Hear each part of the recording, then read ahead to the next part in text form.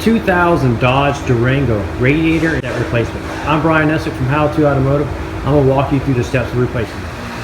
Alright, so one of the first things I'm going to do is remove this coolant reservoir slash washer fluid bottle here. And the way I'm going to do that, first I'm going to remove the upper radiator hose here. So I'm going to take the squeeze pipe off and remove the hose, and then right underneath there will be a bolt for this. And then after we get that off, on the passenger side here, there's going to be a bolt right here, a 10mm bolt that we're going to remove. So after removing the upper hose, you can see I got a wobbly 10mm socket with an extension here to get to the bolt. And there's the bolt just underneath the neck of the radiator. Okay, to get to this bolt, I just use a long extension. So after you get those two bolts out, you just lift the bottle out straight up. I'm going to leave everything here plugged in and connect it, and just kind of swing it over here and set it on top of the motor here, out of my way. Next, I'm going to turn my focus to getting the core support here out. So we're going to start by unbolting the 10mm bolt here and here. This is what actually holds the radiator in. We're going to remove that. Then we're going to remove the bolt here, the two bolts on the inside here, and right here in the middle on the back side. Remove these two bolts. Remove the two bolts here and the one bolt here, and then this whole thing will lift up. It's going to have the latch and everything attached to it. We're not going to unplug it, or we don't want to mess with the adjustment. So what we're going to do is, after we get it unbolted, we're just like we set the bottle up here, we're just going to flip it up all over here too. To get to some of these bolts, I'm using my favorite wrench I own. It's called the Mountain wrenches. They're really long, about 3 feet long, with a flex head on them, and they have these really unique patterns here that grip most size bolts, so it'll work on metric and standard size bolts, and it'll work really well. I have these available on my website at howtoautomotive.com on the tools and product page if anybody's interested in it. These are some of my favorite, like I said. So after you get all the bolts out of the core support, you can just lift it straight up. Mine was a little stuck right here. It took a little bit of persuasion to get them out, but once you get them free like that, like I said, we're going to leave the cable and latch hooked up, and we're just going to set it inside over. And one of the things you might want to do is put a little rag or something over the battery terminal. You don't want to short out the positive terminal with the bracket, and just in case if it lays or falls on there and touches. Next, I'm going to remove the condenser. It's actually bolted to the front of the radiator, and so down here in the corner is going to be a 10mm bolt here. We'll remove that. And then on the opposite side, on the passenger side, there's going to be another 10mm bolt down there. Go ahead and remove that. And once you get those removed, then what you're going to do is you're going to lift the condenser upwards. So you're going to lift it upwards and off of this little catch here, and then pull it forward. And then you're just going to let it rest in there after you get those bolts out and then off the little radiator catches here. You don't need to disconnect the lines or anything. And the way I'm going to get to the bolts down here is use my Mountain wrenches. They're, like I said, they're really long, so you can get up here and work with them. So I'm using my 10/8 Mountain wrench, and it has a little wobbly on there, so it's perfect for getting in the tight spots like this. Okay, so I ran into a little snag when I went to take these bolts off the condenser here, and the little blind nut on the back is just spinning with it, and it's not coming out on either side. So what I'm going to have to do is I'm going to have to suck the Freon out of the condenser, out of the AC system, and unbolt the lines for the condenser and leave the condenser bolted to the radiator and take the condenser out with it. Hopefully yours, you won't have to do that. You can get those little bolts out and you just lift the condenser off the little bracket here, like I said earlier.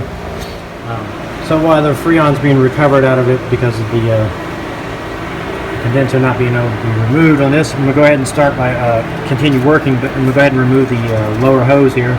I'm going to go ahead and remove it all the way because I'm going to replace it. So I'm going to remove the clamp here and then the clamp here behind on the water pump here, and you take the hose completely out. Okay, after removing the lower radiator hose, I got a bucket underneath, obviously catching all the fluid and stuff. Now we need to get the lower half of the fan shroud off the. So you got the fan. We're gonna leave the fan in and take the fan out together.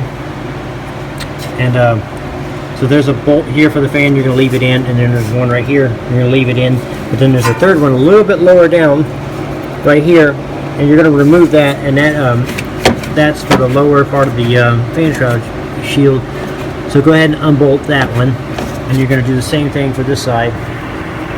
You're going to unbolt the, you're going to leave the condenser fan bolted up, the radiator fan bolted up, and then just below it is a another 10 millimeter, and you can spin the fan blade, and they have some wider gaps. Like that one has a wider gap in it, and then you can reach your hand back here and get to the bolts. So you can see my setup here. The bolt for the lower fan shroud is actually underneath the bottom transmission cooler line there. So I got a long extension in my ratchet, my air ratchet in there, and that was able to allow me to get in there and remove the bolt. So now that the lower fan shroud is unbolted and free, I'm going to remove the transmission cooler line. So the top one's easy. I'm just going to crack them loose with my 5/8 line wrench here, and then after that I'll use my regular 5/8 wrench and spin them off. And then the lower one here, what you do is you just flare the lower shield cover out of the way, and then you can get to the flange nut bolt here and loosen it up, and then you can remove it all the way out. So now we need to unplug the electrical connector for the condenser fan here. And if you look on the inside here of the condenser, or the lower shield here, there's two little notches on the back side. So what we're going to do is we're going to reach around the back of it like this and pop those out of the little loom catcher. And here's the little plug here. So now you're going to have to pop this little red, put a screwdriver in here and pop the little red tab out. And then you'll push the little button right here, you'll push it and then separate the plug. So after getting the condenser fan unplugged, if you were unlucky like me and weren't able to get the screws out of the condenser, then you would, after evacuating your refrigerant out of the AC system, you would take the bolt out of the condenser and pop the hose out. If not, if you were lucky enough to get the bolt out of the condenser, you would just make sure it's lifted off the little bracket here. And now we're ready to lift the radiator out of the car. But before you do, you need to take this little support bracket and just lean it back towards the fan a little bit. Just push it in a little bit. Just a slight little bend, and then that'll give you just enough clearance to clear everything. And then when we're done, we'll just bend it back into place. So as I was lifting mine out, I noticed mine has a little bracket that holds the top transmission cooler line on. So you'll have to remove that little bracket right there, the little 8 millimeter bolt, just holding it on. And then once you get that free from the radiator, then the whole radiator and fan, and in my case, the condenser, will all come out as one piece. Okay, after you get your radiator out, what you need to do is match up your new radiator. And if your new radiator doesn't come with all the grommets and rubber bushings, then you may have to transfer these old ones over to your new radiator. So you want to do that now. And you want to also make sure that you get all the little clips that hold the nuts in. Make sure those are all transferred over, because if you miss any of those and you go put the radiator back in and any of them's missing, then you'll probably have to pull the radiator back out just to put these clips in, or depending on which one you miss, if you're missing them. So really take your time to find those. And then in my case, I got to figure a way out to get this blind nut here that's spinning here on the back. So I'm probably gonna just use my die grinder and cut the plastic radiator off, and then get some vice grips in here and hold the nut and steel while I take the bolts out. Now that we have all the grommets and clips transferred over to the new radiator, including the condenser fan, what we need to do is go over here to the car itself. And in my case, I had to remove the condenser, so I'm going to go ahead and change out the O-rings here. And if you can find O-rings for the transmission cooler lines, I would recommend replacing the O-rings. So now what we're going to do is slip the radiator back in with these little nipples here on the ends. They're going to slip in these little slots here on the lower core support here. And also when we do this, we'll put the radiator in, and then we're going to have to lift the fan shroud up, the lower fan shroud up, and we're going to have to route our wire that it goes underneath it through the backside. Also on your cars, you may have the condenser still in the car. I couldn't get it out because of the nuts spinning off. But so you're just going to flare this back, and just drop the radiator in over the top.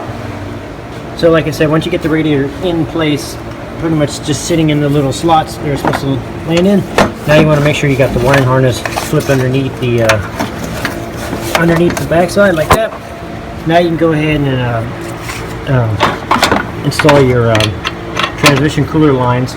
Start those up, and then on the top one here, it has a little bracket, so you're going to put it back up on the condenser, on the radiator.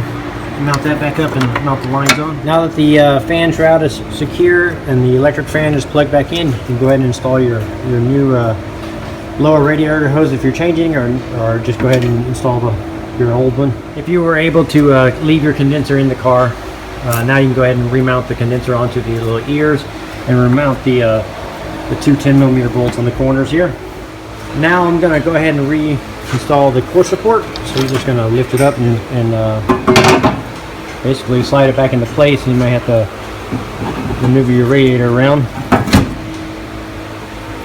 So go ahead and start it, and then what I'm going to do is I'm going to start all the bolts, the 3 bolts here on this side.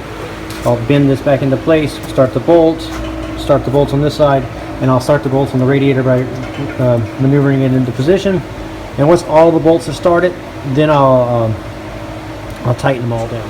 Now after starting all the bolts, I'm going to go ahead and run them all in and tighten them all up. Okay, now that we got the core support bolted back in, now we can go ahead and put our reservoir bottles back in. And they got these little ears on the bottom here on both sides. So we need to make sure that those stab into the lower fan shroud. So they want to make sure those little ears stab into these little hooks here on both sides of the fan shroud. And then once it does, you want to swing it into place, and then we're going to put the bolts in on the corners over here. You also want to double check after you put the bottle on and start the bolts. Double check the electrical connectors and the hoses going to the washer fluid pumps here. Make sure none of that just came disconnected while you were doing the job. And in my case, I'm gonna change this upper radiator hose. If you're not doing the radiator hoses on yours, you can go ahead and install it now onto your neck. And then you would, at this time, you would put your coolant in. And then we're going to start the car and run it until the thermostat opens up, and most likely our coolant level is going to drop as the thermostat opens up. So then we'll refill it, and the way the thermostat opens up on this vehicle is you'll hold your hand here on the upper hose right here, and as it's running, when it opens up, the warm coolant will come into the upper hose, and most likely you'll also see the coolant level drop. Then you'll top it back off. You also may want to double check your transmission fluid after doing the radiator. You will lose a couple ounces, so you want to definitely double check that. And that'll complete the job of replacing the radiator on a 2000 Dodge Durango.